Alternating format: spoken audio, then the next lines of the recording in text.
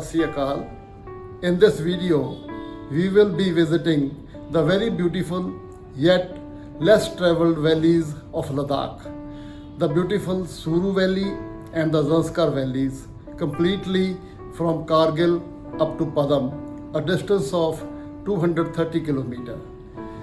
I hereby also request you to subscribe to my channel Grandpa on Wheels for more travel related videos. Up to Sanku, at a distance of about 40 kilometers from Kargil, the road was tarred, and after that, about 12 kilometers more, we reached the village Pratikche, where the valley becomes broad and we have a very beautiful view of the 23,500 feet high peaks Noon and Kun, situated at the dividing line between Kashmir and Ladakh. At a distance of 65 kilometers from Kargil, we reached village Panikhar, having great greenery around, and we took the road along the right bank of the Suru river from here. After crossing 15 kilometers more, that is the total of 80 kilometers, we reached Panikhar village. The grey-colored Panikhar glacier is visible just above the village here. The Noon peak is also just above this bend in the road. Just as we crossed Panikhar, we met my nephew along with his family and friends. It was a very pleasant meeting in far-off lands. All along this round, we saw a number of marmots, very shy but lovely animals that live in burrows in the grasslands. When we were nearing Rangdam, the shadows started growing longer and we got very beautiful views of the Suru river flowing along the snow-clad hills, brightened by the rays of the dying sun. Finally, we reached Rangdam just before sunset and stayed at the La Himalaya guest house, one of the 3 guest houses at that place. The night and especially the morning was very cold at that place. We left for Padam at about 8:30 a.m. next morning through the very flat stony area divided by a small stream. We also crossed by the solo female cyclist from Canada who had met us in the hotel the previous evening. We stopped for some time at the fort of the great General Zorawar Singh of the Sikh Empire, which houses a monastery at present. The Noonkun camps are also located just behind this fort, and they provide quite a good accommodation.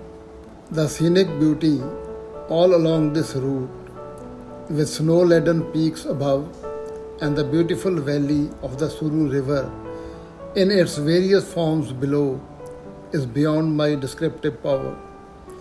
All this continues till the Penzila. This pass at an altitude of 14,000 feet provides very beautiful view all around, as it marks the end of the Suru valley and the beginning of the Zanskar valley. We stopped at this place for almost half an hour, enjoying and admiring the exceptional beauty of the area.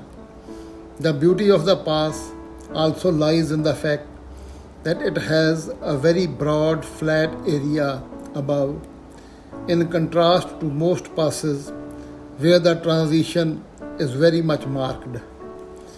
Just across the pass, there are 2 small lakes of very clear water on the right side of the road, which look very refreshing and pleasant. As we moved a little ahead of the Penzila, we were able to see the Drang Drung glacier on the right side. At first, the view was partial, but after a turn in the road, the view became very wide and gracious. This 23-kilometer long glacier is second only to the Sachin Glacier in Ladakh.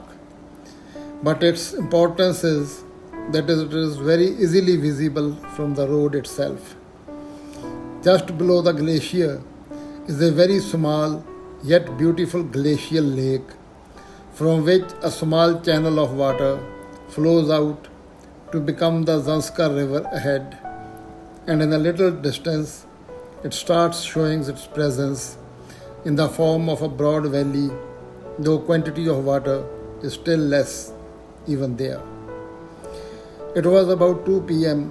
when we reached Padam and we checked in at the Mentokling Hotel. Padam has a population of about 1800 persons out of a total of 18,000 persons of the 20 villages of Zanskar Valley. The small channels of water flowing through the town add to its beauty. We had our lunch and some rest, got the fuel tank of our Bolero filled, and left for sightseeing. We visited the Sheila village waterfall, the water of which has been properly channelized and is perfectly used for agriculture by the people of the village. The evening at Padam was also very pleasant, though it was quite cold. Next morning, we left for Kargil and reached there by evening, noticing the small or large prayer wheels fixed at prominent places in the wayside villages, and also the thorny bush with yellow flowers adding color to the otherwise barren slopes of the region.